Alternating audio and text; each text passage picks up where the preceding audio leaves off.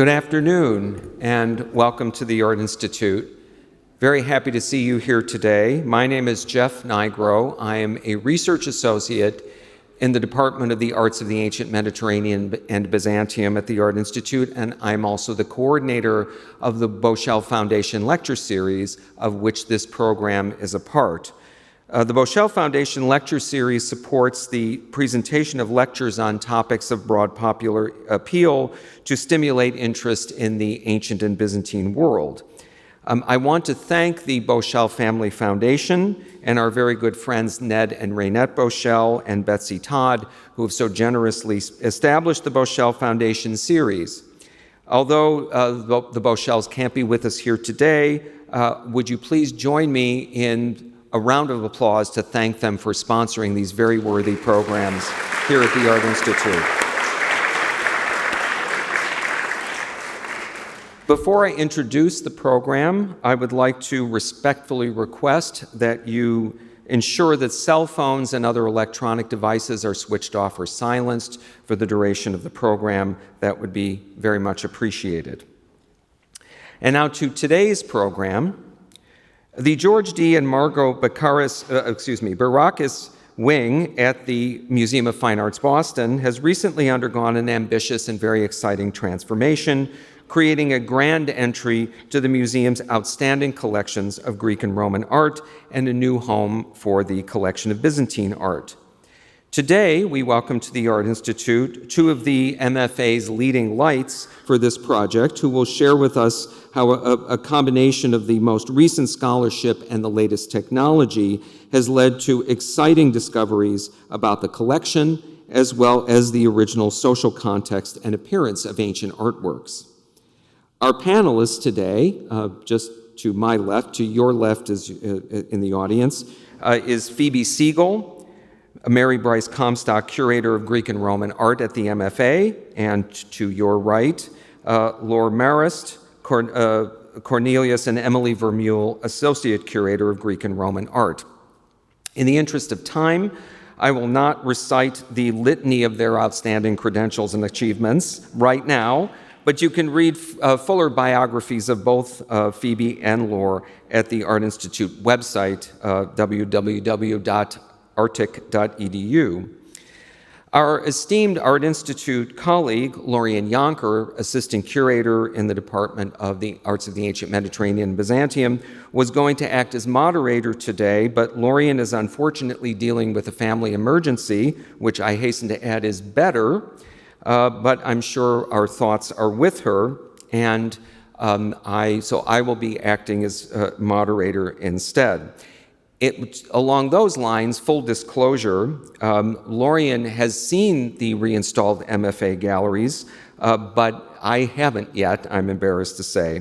But I'm sure that both Phoebe and Laure will be able to bring those galleries to life for us and to whet our appetites for seeing them in person. This program will largely take the form of a discussion rather than a formal lecture. I have some questions for our presenters who will regale us with images, stories, explanations, and even a couple of videos of this spectacular and substantive MFA reinstallation. After the conclusion of our discussion on the stage, our speakers will be happy to take questions from the audience. So let's begin by welcoming Phoebe Segal and Laure Marest for this program entitled What's Old is New Again, Reimagining Galleries of Greek and Roman Art.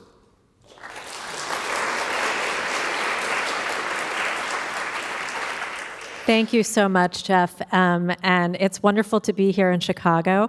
It's been many years since I've been here, and it's just such a wonderful city and museum. And thank you also to Lisa Chakmak, chair of the department, who invited us.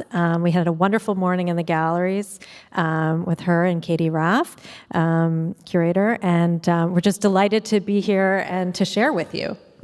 Yes, thank you so much. And so many of you here on a Thursday afternoon, so it's really lovely. And I have actually never been here at the Art Institute, so it's been a pleasure. And we've been welcomed so warmly.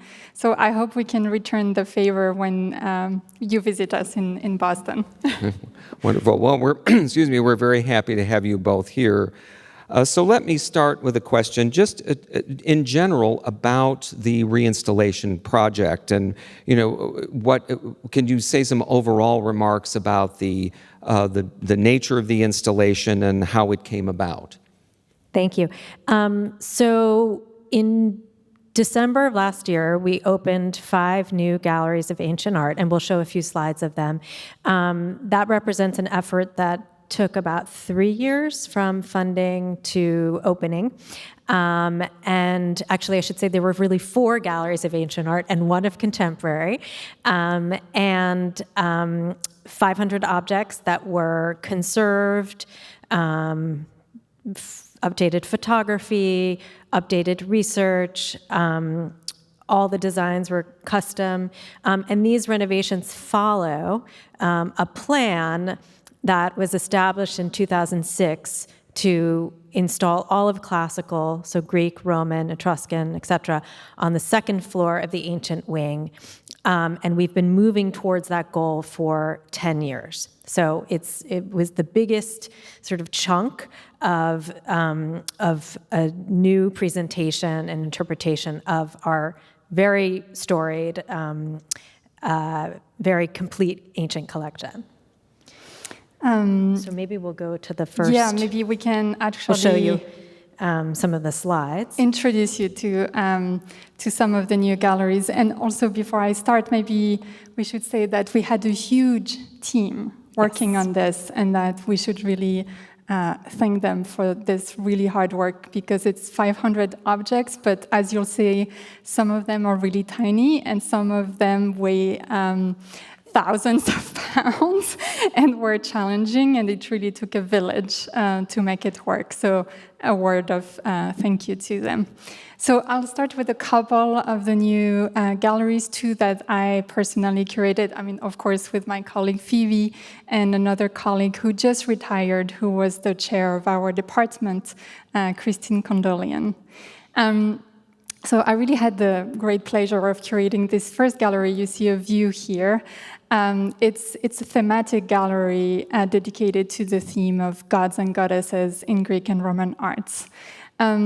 And actually, as a joke in the department, we like to call it Mount Olympus. And it's on the 2nd floor, so upper floor, it's blue like the skies. So if you ever feel like as a child, if you ever felt like you wanted to walk among the gods, maybe you need to visit us in Boston. So it's a thematic gallery, as I said. It introduces our visitors to the ancient myth, where the gods came from, what were their stories, and their stories are often very strange and intriguing. It also introduces people to ancient worship, what it looked like and what the religion was like, which is very different from most religion today. And then in the main room, which you see a picture here, it's thematically organized with various pockets according to the different gods or heroes. The second gallery I had the pleasure to curate is a gallery dedicated to Roman portraiture. And this is really a gallery that came actually a bit about as a later project. As you can see on the picture, it's a really long gallery. We don't like to call it a hallway, but it's a bit of a hallway. And if you look at the floor, it has this tiled floor, which also when you roll object on it, it's all rickety, so it's a bit challenging. But we decided to turn into this Roman portraiture and really to look at Roman portraiture as the origin in many ways of portraiture in Western art, things that were invented then that we still use today. For example, why do we crop the head even on passport picture? Like this kind of cropping is something that happened then, because before that, portraits were full length. And also the whole idea of creating a persona in your image, something we're all very familiar with social media these days. I'll just say that gallery was a wonderful synergy, and Laure did a beautiful job. Laure's expertise is in portraiture, and we'll come to some slides later, which will make it clear why we actually had to use this this space for our Roman portraiture because it's a very important part of our collection. And when we were thinking about the challenges of removing it from a gallery I would ultimately curate, we figured out that this was a perfect place, and so it really came together nicely. And we'll say more actually about that floor when we get to a little later in the conversation about the challenges of working in an old building that's been repurposed many times. So we can go to the next one. So Christine Condolian, who Laure mentioned, who's our fearless leader, is an expert in Byzantine art, and she had a long time dream of creating a gallery dedicated to Byzantine art. It's the first one in New England. Boston also has a very strong and thriving Greek community, so it was very important to our partners in the community to have this gallery, which explores really the transition to Christianity, and it segues nicely off of the Roman gallery. You can't quite see it in the photo if you go back, but the altarpiece, which deserves like 3 lectures in its own right, but is a treasure of the collection, which was conserved over several years, and is an incredibly interesting object that fuses many different artistic traditions at the beginning of the 15th century. But just above it, in the center of the gallery, which is laid out on a radial plan in imitation of a Byzantine church, is a sort of an evocation of a gold dome. So when you walk into the space, it's very like it really draws you in, and you feel like you're in a sacred space. Our team recorded hymnal chants, which is touch activated. So you really get the sense of being in this sacred space, and lots of luxury objects and beautiful textiles, coins, etc. So we'll go on to the next slide. This is the gallery that I curated, which is devoted to early Greek art, which is one of the strengths of our collection. It really is the best early Greek art collection in America. We made the rather radical decision to elevate these reliefs from a Greek temple in Western Turkey at a city called Assos that were excavated by the Archaeological Institute of America, to put them on a post and lintel structure to really give our visitors a sense that they belong to an ancient building, right? We'll go into some of the details later, but the gallery really it's the only gallery really that has a kind of chronology built into it, which is somewhat interwoven with a thematic presentation, but it supports other galleries on the sides that we did earlier, and I can say a little bit about that as we go forward. So. And then I guess we should mention the very last the 5th gallery, which is meant to be a gallery dedicated to dialogue between contemporary and ancient arts, and going through rotations. And so our first rotation is dedicated to Cy Twombly and his well-known relationship with especially ancient texts. Or not so well-known. Yeah. I mean, Christine is doing a whole show about it, yes. So now it's very well-known to us, but not necessarily a factoid that everybody is aware of. So that is the last of the 5th galleries.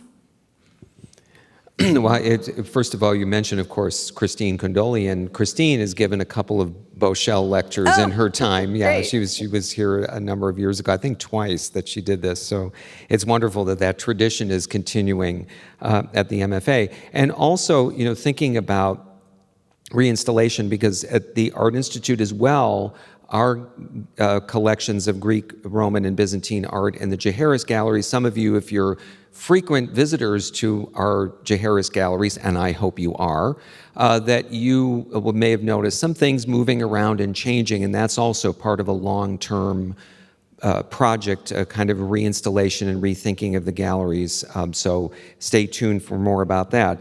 But that, of course, leads to another question, which is, as Phoebe, you alluded to, which is this both what the Art Institute and the MFA have in common is that you have older buildings which have been repurposed a number of times. The Art Institute building began in, it was 1893, although where the Jaharis galleries are is slightly later, but not much. And with the MFA, it's 1909. So how do you negotiate those kind of spaces, and just in a practical level, but just sort of rethinking and reimagining them as well? So I think we'll show a slide of the plan of our wing. So the galleries in orange are the ones that we opened last December. There are other galleries around them that, as I said, have been renovated over the last decade.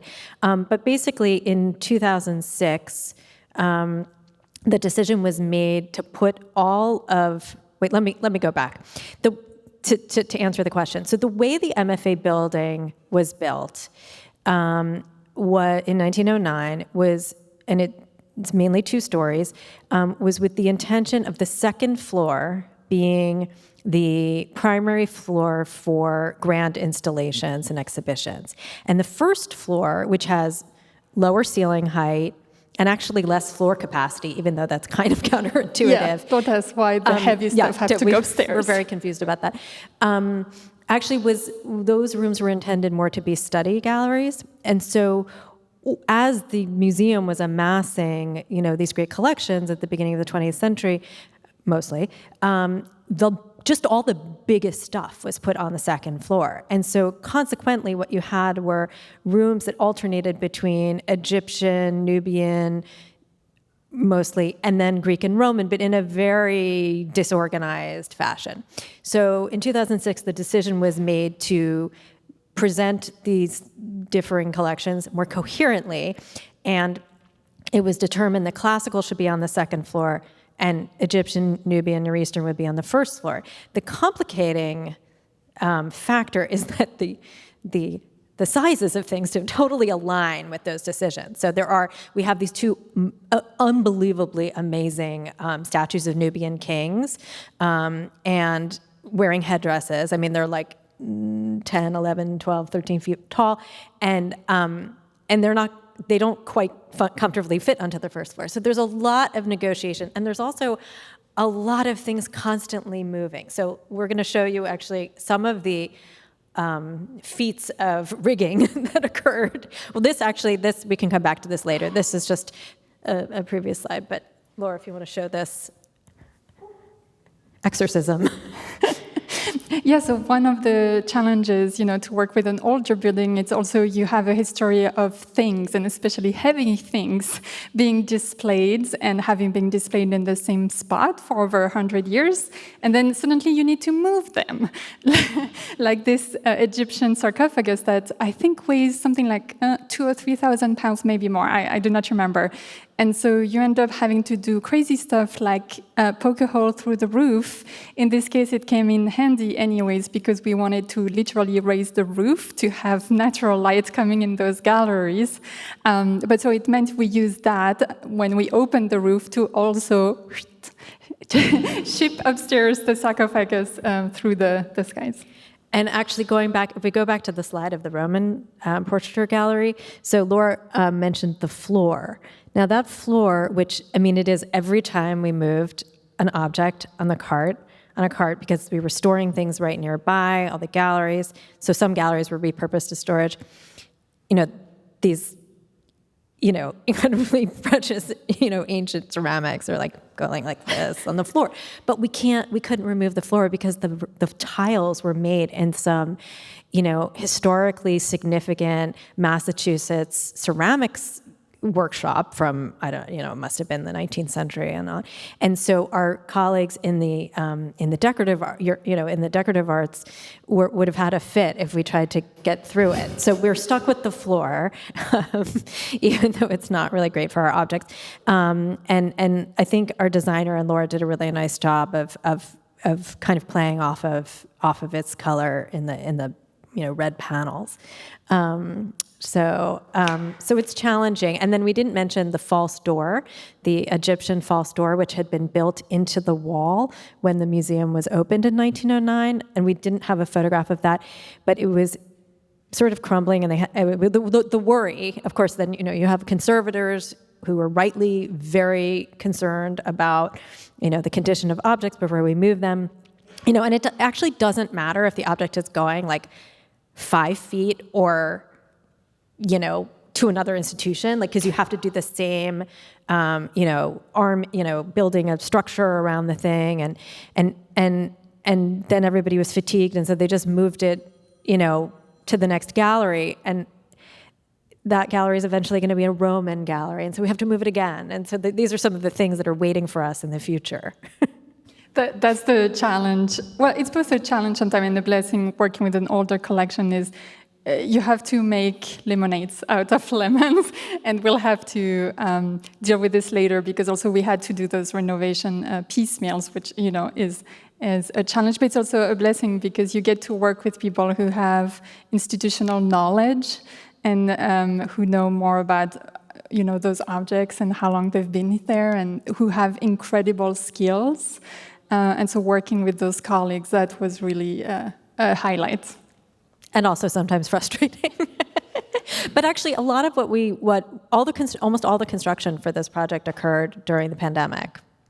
So they started construction. We did the enabling of small things in the fall of 2019, and then the construction had just begun. So that film that Laure just showed, we were both saying, well, we weren't there. We weren't even in the building when that happened. Wow.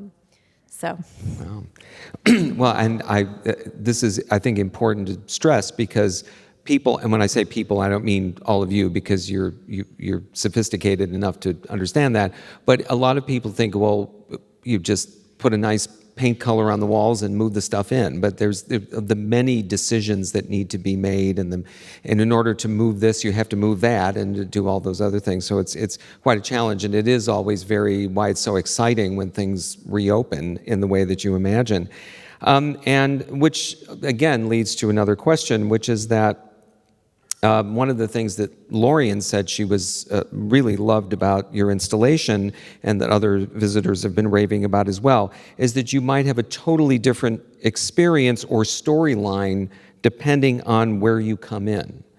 The primary entrances were through a gallery focusing on mythology, I'm just actually incidentally curious about how you feel about the word mythology, given the installation stressing the religion of the ancient world, and not just thinking of these as works of art, and not just thinking of them as sort of fairy tales, but imagining how Greeks felt about their own deities. But that's one entrance, and then another one has the early Greek art and emphasizing the regional artistic styles, because this is something we're also thinking about with the Jaharis galleries, is how to present the issue of the sort of formation of Greek identity.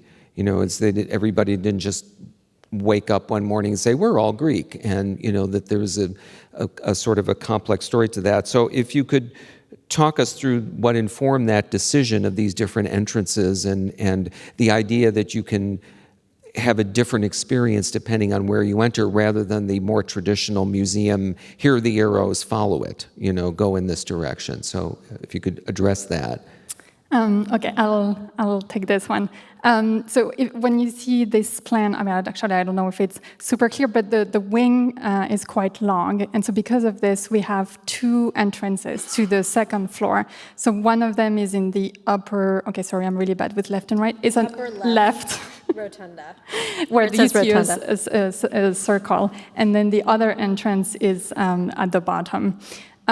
So we had to think in terms also like, how do you organize the galleries with knowing that people might not come in the way you want them to, or you at least have to take into consideration that they might coming from 2 different places.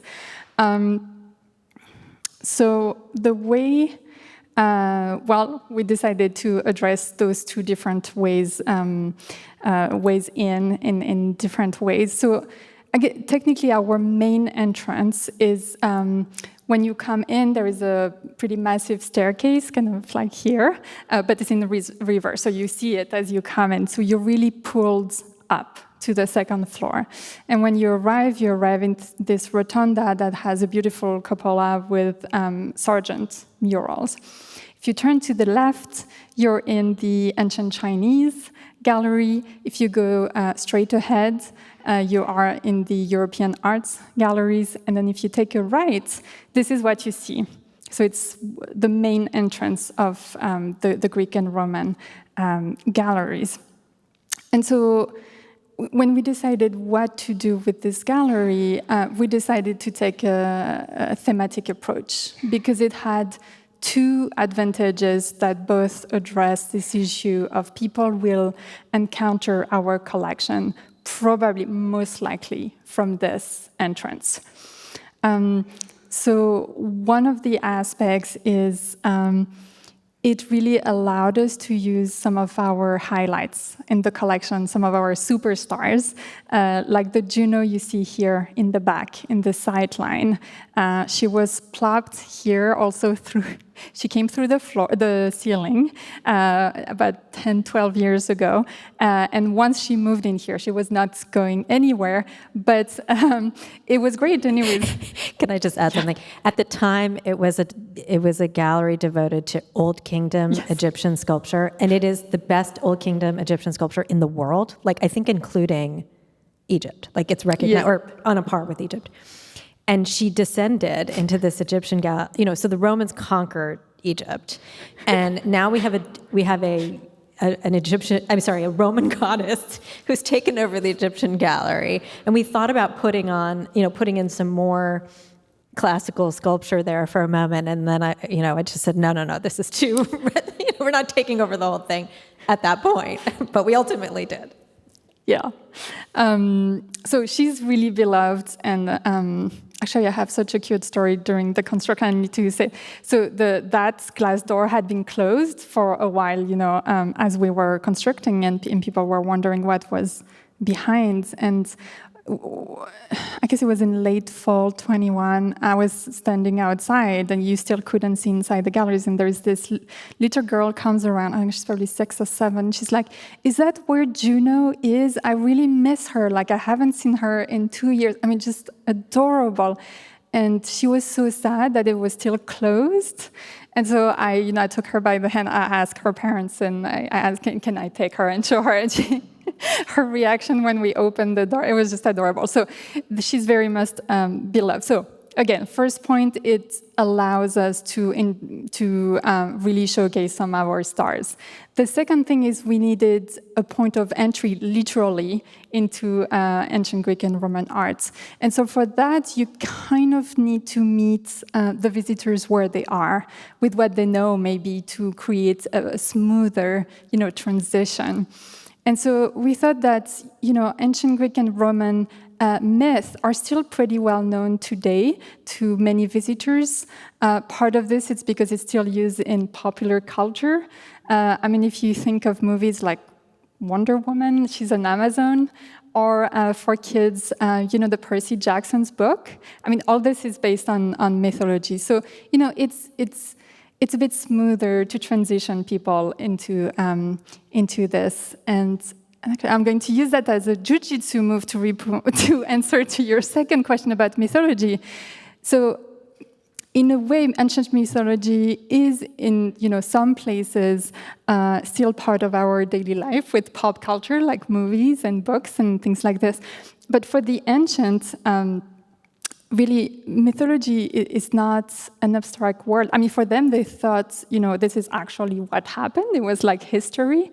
And an ancient religion is not divided from myth, because for them, their gods were very much alive and walking the earth sometimes. And so their religion and their worship practices were very much based on this daily rituals and various interaction, because anything could impact your life. For example, if the gods were angry with you, you could get bad crops, bad harvest, or a disease in the family, or anything else like this. So those mythologies were very much intertwined in daily life. And maybe you want to talk about the second entrance, Phoebe? Yeah. So the second entrance, which you come up from a new Egyptian gallery, the new Egyptian Old Kingdom gallery, and you ascend this staircase. This is really in the sort of the heart of the galleries. Of the ancient wing, and we thought a lot about how to introduce visitors, like how to help visitors make this transition from Egypt to Greece. And it was really, Laure mentioned earlier about the team. We worked, we have our wonderful head of design, Keith Crippen, who's done all the designs for the 11 galleries that we've redone over the last 10 years, and a colleague, George Sharoon, who led the digital interactives, and we're going to show those to you in just a moment. So as we were thinking about this, George and Keith, were sort of musing about how to put our visitors sort of in the mental, like, how to make them receptive to Greek art. And of course, for those of us in the field, we've spent a lot of time in the Mediterranean. I've spent a lot of time in Greece. So it's actually really valuable to have colleagues that are coming from a different perspective, because most of our audiences have not been to Greece, right? And can't imagine and visualize the very extraordinary landscape that many of these works of art were exhibited in outdoors, as well as in tombs, where much of the material comes from. So what you're seeing is a projection on the wall above the staircase of footage that was taken last summer?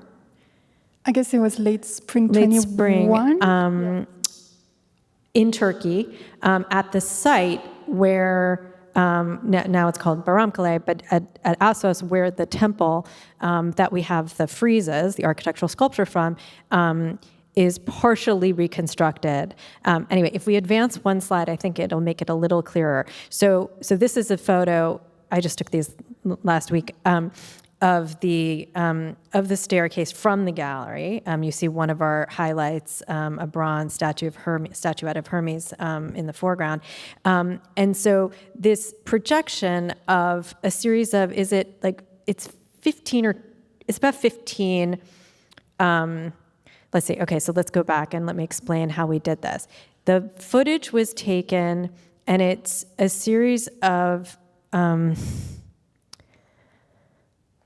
images that are live, and so you see the movement of clouds and grass. You see the elements, and there's a soundtrack as well. But it's not, and this is where we had started in thinking about a flyover of this archaeological site, which is in an incredible landscape at the top of a promontory overlooking the Aegean Sea. And so it cycles through about every 30 seconds to the next image, and there's a wonderful black cat that walks across the temple site.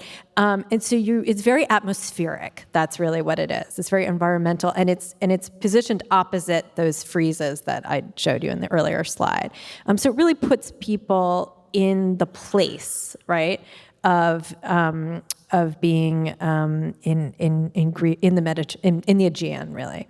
And another comment to answer your question about the early Greek gallery and how it navigates the issue of Greek identity, which I was reading your wall text earlier today, is that in the period, so early Greek art is defined as about 850 BC, which is like the emergence of the Greek city-state, up until the Persian Wars, so the invasion of Greece in 480, 479. And at that time, and for many hundreds of years later, there were not the Greeks. I mean, there sort of were. The Greek communities were connected by, at least according to Herodotus, by language, ancestry, and religion, right? So they had these Pan-Hellenic sanctuaries that were established in the 8th century, but people's identities were Corinthians, Spartans, Athenians, Thebans, and so on, 1,000 Greek city-states. That's about what has been calculated. And so what I was trying to do with the gallery was also to, as Laure said earlier, meet people where they are, which is most people hold the view that the artistic achievements of Periclean Athens, so mid-5th century Athens, like the Parthenon and certain sculptures, are the apogee of Greek art. I favor the earlier period, so and what I wanted to show, I wanted to take that as kind of a given assumption, but then also walk people back and show them how the characteristics that that many of us value so much in that high classical art were actually part of Greek art from a much earlier time. And we have a wonderful collection to explore that with. Do you mind going back to the slide, the view into the gallery? It's a little further back. Because what I was negotiating is the fact that we did, so the gallery is flanking this early Greek gallery. On the right side, there's a suite of thematic galleries, which we opened in 2015, devoted to, one is Homer, one is Dionysus and the Symposium, and the third is devoted to Greek theater. And then on the other side is daily life and coins from all over the ancient world. And those projects, those sort of what we call seminar rooms, were achieved sooner because they were funded sooner. They were sort of more bite-sized funding opportunities. Were completely, all of this is privately funded, I should say. We really don't get any government money from the city or, even grants. So this project represents a consortium of, I think, about 25 households with a couple of lead funders. And so when we began the project, this series of renovations more than 10 years ago, this early Greek gallery was supposed to be, was sort of labeled a chronological and geographical overview of Greek art. But we found that our audiences were responded so positively to the thematic installations that my challenge in approaching this subject was really to try to strike the right balance between themes and also give people just a little bit of art history to kind of frame the whole experience. So that's what I attempted to do. So in front of the reliefs are some highlights, and then two themes that we explore chronologically. One is the birth of narrative in Greek art, and that actually is that case is on the wall that the gallery shares with the Homer Gallery, which is all about storytelling. And then on the other side is a case devoted to approaches to the human form, so the ideal types that dominated the archaic art, the kouros, the male ideal, and the kore, and then beyond the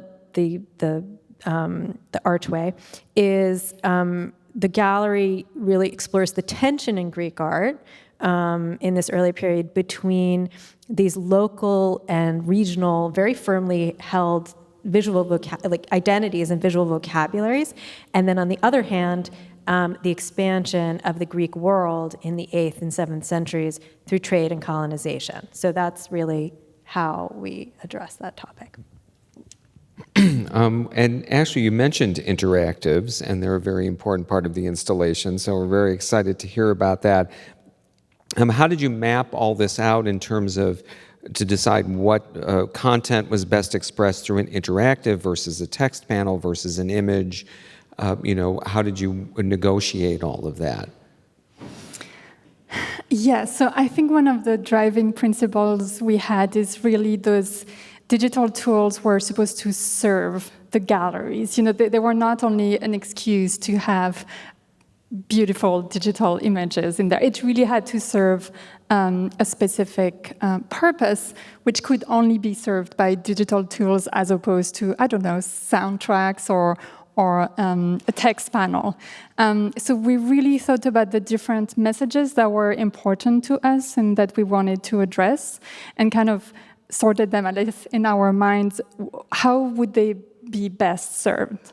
So there were some topics that could be done really nicely through a text panel. For example, in the entrance here of the Gods and Goddesses Gallery, which is also one of the main entrances, we wrote a panel in collaboration with the Archaeological Institute of America to discuss the issue of provenance, which is so where objects come from and how we got them. And you might know it's a pretty hot and controversial topic these days, so we really felt we needed to address this in the introduction. And text works great, especially to have this kind of Zoom collaboration with our colleagues, archaeologists at the Archaeological Institute of America. Other places we could do this were through sound, like Phoebe earlier mentioned. In the Byzantine Gallery, Christine really wanted to give the impression, kind of the feel of a sacred space. So some of this was the floor plan, which looks like a Byzantine church. The other part is, the soundtrack. And then there were topics that really we felt could almost only be served, rightly be served best, with digital tools. And one of them I'll discuss now is in the Gods and Goddesses Gallery also.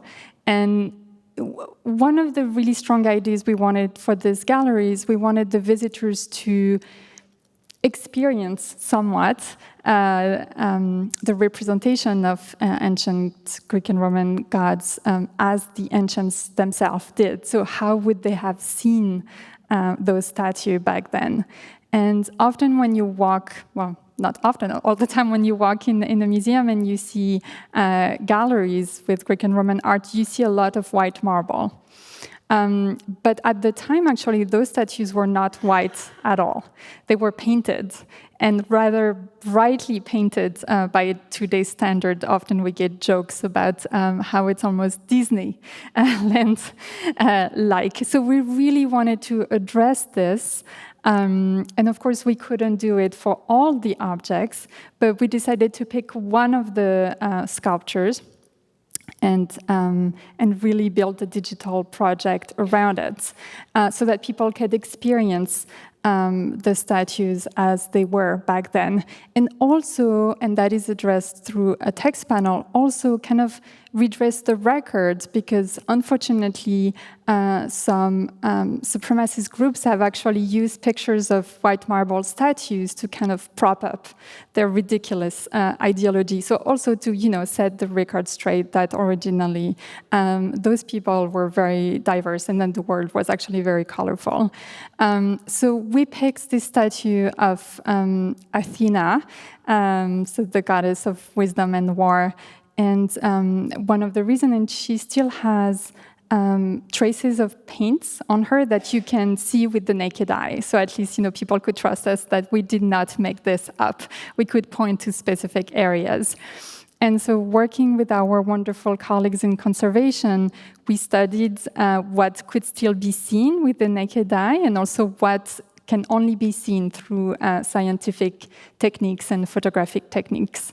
And so we put together in our mind and on paper a kind of a map of how our statue would have looked originally. And then we actually had to make it happen, and so we collaborated with a digital design company local called Black Math in Cambridge, Massachusetts. And we came up with this 3D reconstructed model with the original, or at least a version of, very likely what she would have looked like originally. And so in the gallery, if you look here on the image on the left, you see behind her there is a screen with this rotating, actually it's not only rotating, you see close-ups and so on of the reconstruction. And underneath you can see there is a smaller screen, and that screen, I won't show you the video, but it's also available online. If you look up Athena reveals her true colors, you will see a video that explains in a light, funny way how we actually reconstructed her using scientific techniques and also the knowledge we have of ancient painting. And we felt that really that could best be done using digital tools.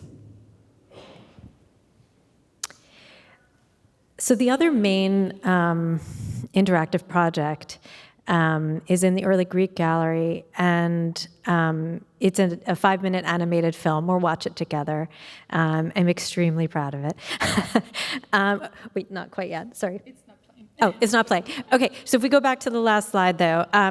So the purpose of this, so the question that I've probably gotten most commonly in my 14 years at the MFA is about technique, so how things were made, and specifically red and black figure vases. And you'll see a theme with my blouse. So what we did, previously, the rather elaborate firing process for these vases was described in text panels. I always personally found it, even though I've studied this material for like 2 decades, extremely confusing to try to follow the temperatures, and I'm not a potter. And we're learning more and more all the time about how people have different learning styles, and many people are visual learners. And so we were thinking about how could we convey the factual information that has been, assembled through scholarship about ancient potting and painting and firing in a way that is, digestible and fun for our audiences. And we really did want to appeal both to a younger audience, but also to our adult audiences. And we decided to use the medium of animation, which is very friendly to young people, but convey all the information that we would otherwise put into text panels. And so we worked with a firm in Cyprus, wonderful animation firm studio called Zedem, and we wrote a script. It was so much fun. I felt like I was in a writer's room at Disney for our 5-minute film. And we created characters through which we could present the information and tell a story.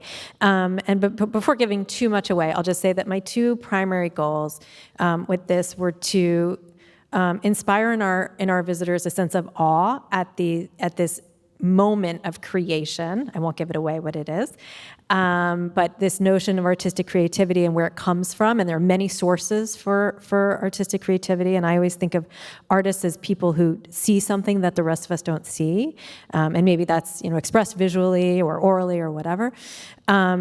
But that moment of inspiration, and then also a sense of respect for the many centuries of trial and error in chemistry that led to this discovery of black and red figure technique. Okay, so now we'll play it. That's a wonderful video, although I was wondering, having seen it before as well, I wonder, how did the ancient Greeks say wow? I wonder what the word for that was. And maybe one more question in terms of both interactives and themes before we open it up for questions from the audience. And I know you've put this up because this is one of the interactives you wanted to do, but haven't quite gotten around to. Are there themes you wanted to explore that you didn't get to explore? And also, themes are wonderful, and audiences do respond to them. But do you find that were there any objects where you had to think, okay, this could go in 4 different places if you're thinking about themes, and how do you make the decision to choose one over the other? I'm going to address things that we wanted to do, we wanted to try with the technology, and it didn't quite pan out. Sometimes you just have to admit, it just, so for example, for the polychromy project, one of the ideas I had, and actually this is something I had pitched during my job interview before I got the MFA job. I wanted to use augmented reality, not only a video, for people to experience this statue in colors. And once we had the digital model, it should have been easy. But you need an app so that your phone can extrapolate and insert into what you see through the camera, insert this model in it. And we could either go with single-use app, kind of like an outside app that people would have to download. But like, who wants to download a random app? And we had a new app at the MFA Mobile. And allegedly, we were supposed to be able to use augmented reality tools.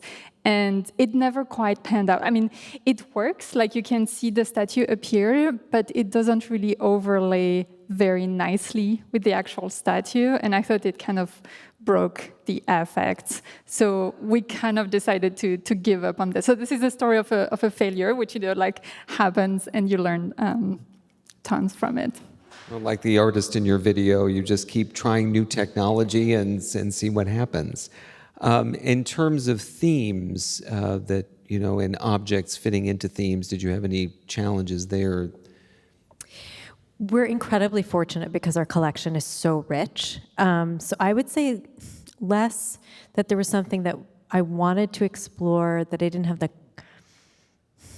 collection for, and more that I think, after we opened the galleries, my one regret about the early Greek gallery is that I didn't bring more Near Eastern art into it. And part of that is just space. I mean, I already had to, it's about 200 objects, and there was already so much that I couldn't include. So it's not necessarily that we didn't have the objects, but it was more about the space to really integrate them in the way that I felt would be, digestible and clear. That's my one regret, I think. Projects for the future, always great to keep thinking of these things. And one thing I think we can all agree on, all of us, is that it's wonderful to be able to have visitors in our galleries again, just after the last couple of years. So I think that's a good place to end our discussion. So before moving on, let's thank once again Phoebe Segal and Laure Marest for their insights. And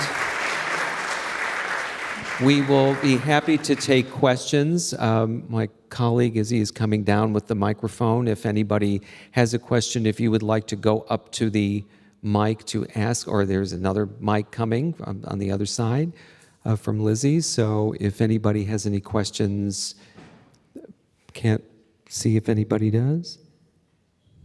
Oh, well, yes.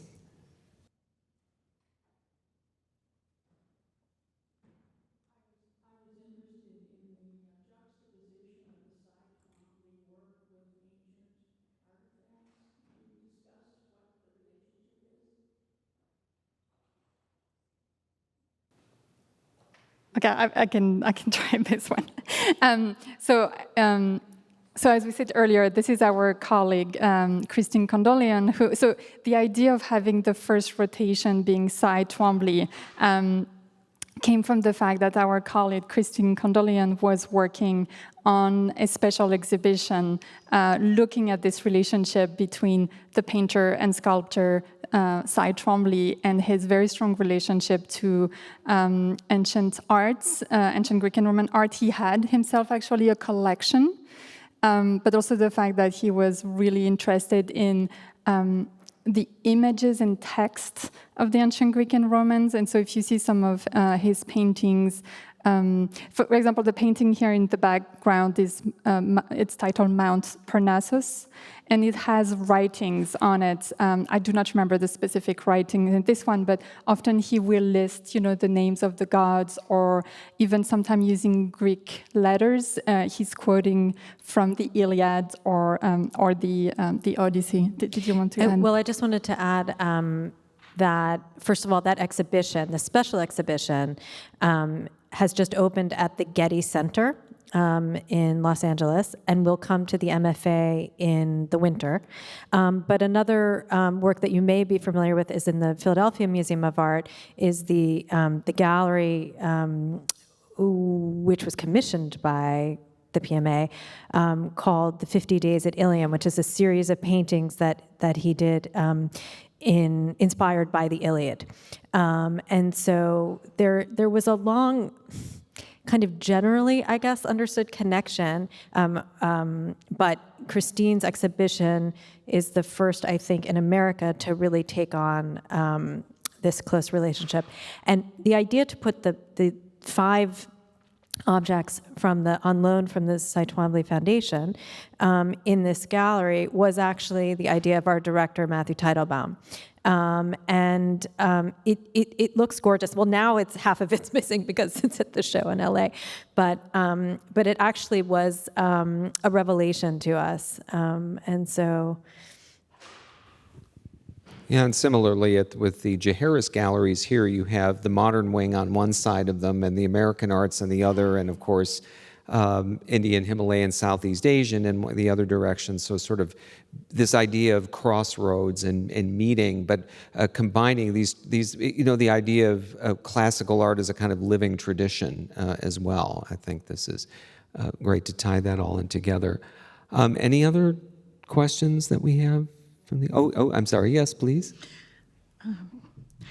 You mentioned in the beginning that your buildings are old, and that's going to mean that stairways and elevators are not necessarily in the same place. Were you able to take into consideration how people would walk into a room if they were expected to come up a stairway and whoosh? How did that work out?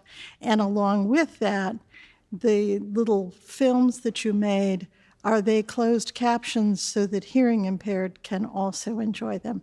I'm an advocate, I'm sorry, and I'm old, so I use the elevator. That's a great point. Thank you so much for asking this.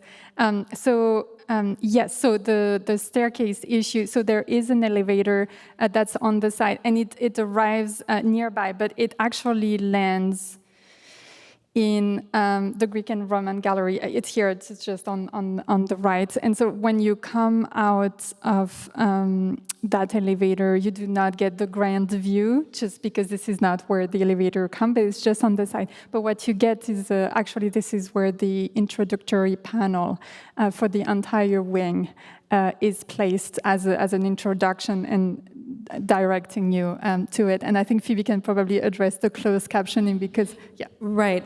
So the closed captioning for the video, there's subtitles. And the intro panel, we talked for a long time about where to put an intro to the entire wing. And so realizing that many people will come up the elevator, we chose to put it opposite the elevator. I'll also say that, we talked about main entrances, but of course, you as you navigate the galleries, you realize, like I realized, that my sort of front entrance of the early Greek gallery, anybody who's coming down the long, through the daily life gallery and who has interest in daily life, and it's a wonderful gallery, kind of arrives in the early Greek gallery at the back, and with Twombly to the left, and then seeing the back of those friezes. So we can't solve for everything, but we anticipated some of these, diversions from our maybe preferred path by just making sure that we have text panels, sometimes duplicated, and also, nice sight lines to welcome people into the galleries, whichever way they come. And for example, let's see some of the soundtracks. You can use the MFA app to use a QR code, and it pulls a transcription of what you're hearing. So, yes.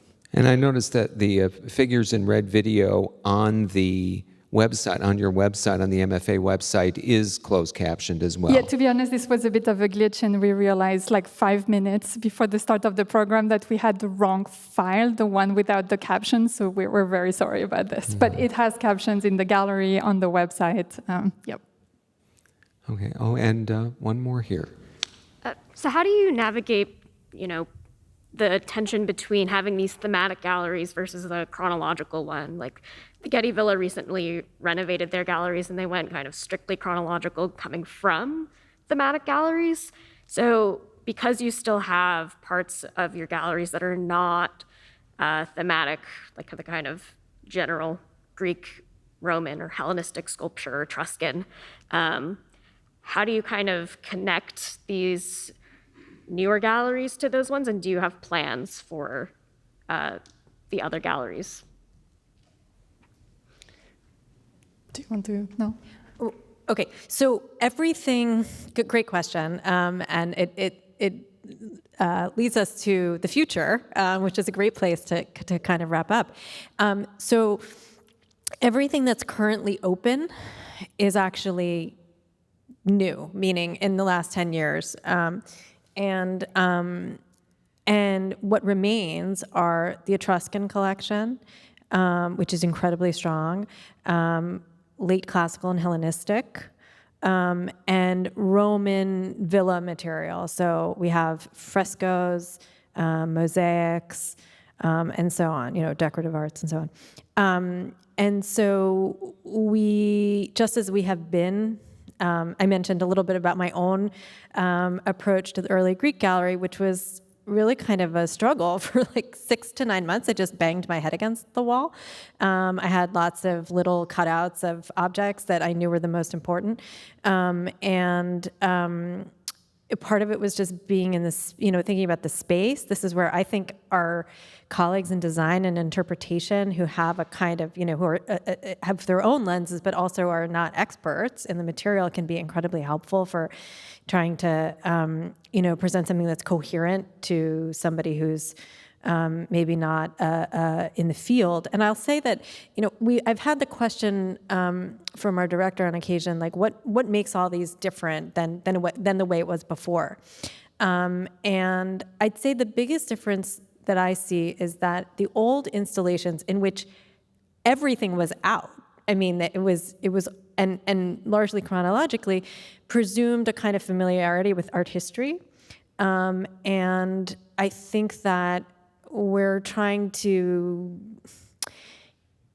keep hold of art history and have it there as a foundation, but also not rely on it. It's really a delicate balance. Like, I can't say that there's any formula. So as we go forward, we are going to be learning from our most recent galleries. And so actually what's really important to us, and we don't have this yet in place, is to do a visitor study to find out how people are responding to the installation. I don't know if you want to add anything. I'll just add that, yes, there's also the issue of the collection.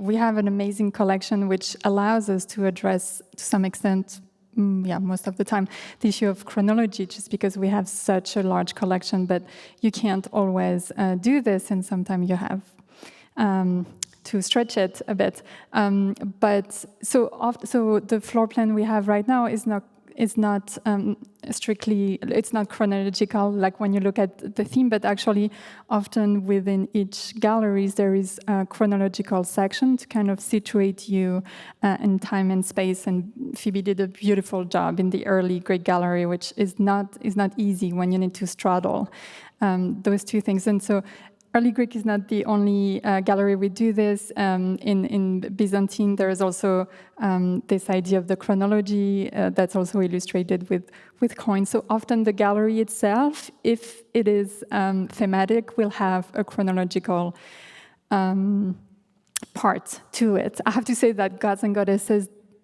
doesn't. The Roman portraiture does to some extent. The portraits are organized somewhat chronologically, or at least tries to explain how we can date them chronologically and so on. But yeah, it's a challenge to try to straddle those two very important issues.